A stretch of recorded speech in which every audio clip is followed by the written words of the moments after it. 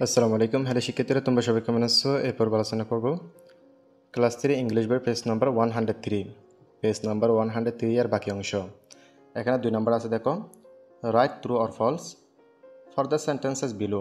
Right মানে লিখো, true মানে ট্রু, অর মানে অথবা, ফলস মানে ফলস, অর্থাৎ ট্রু মানে সত্য, অর মানে অথবা, ফলস মানে মিথ্যা। রাইট ট্রু অর ফলস, সত্য অথবা মিথ্যা লিখো, ফর জন্য, দ্য সেন্টেন্সেস বাক্যগুলো, বিলো মানে নিচের। এখানে বলতেছে write true or false for the sentences below. নিচের বাক্যগুলো সত্য মিথ্যা লিখো, অর্থাৎ নিচের বাক্যগুলো যদি সত্য হয় তাহলে ট্রু লিখো, আর যদি মিথ্যা হয় তাহলে ফলস লিখো। এখানে এ নাম্বার আছে, দেখো। Water is important for our life. Water মানে পানি, মানে হয়, ইম্পর্ট্যান্ট মানে হচ্ছে গুরুত্বপূর্ণ, ফর মানে জন্য, আওয়ার মানে আমাদের, লাইফ মানে জীবন।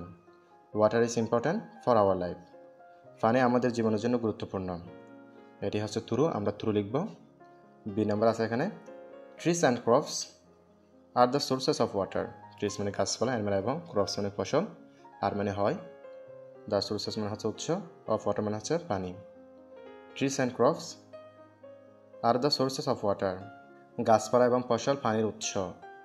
তাহলে এটি হচ্ছে বল, আমরা কি লিখবো? ফলস লিখব। এখানে সি নাম্বার আছে, দেখো।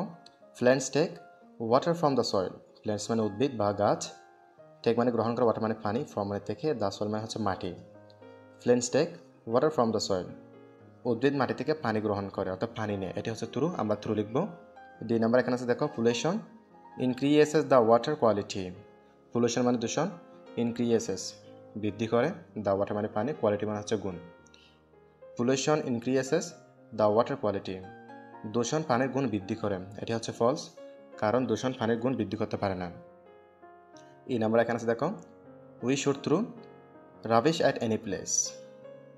উই মানে আমরা বা আমাদের, শুড মানে উচিত, থ্রু মানে নিক্ষেপ, রাবিশ মানে হচ্ছে আবর্জনা, অ্যাট মানে থেকে, এনি মানে কোনো, প্লেস মানে জায়গা। We should throw rubbish at any place, আমাদের যে কোনো জায়গায় ময়লা ফেলা উচিত। এটা হচ্ছে ফলস, কারণ আমাদেরকে নির্দিষ্ট জায়গায় ময়লা ফেলতে হবে, আবর্জনা ফেলতে হবে।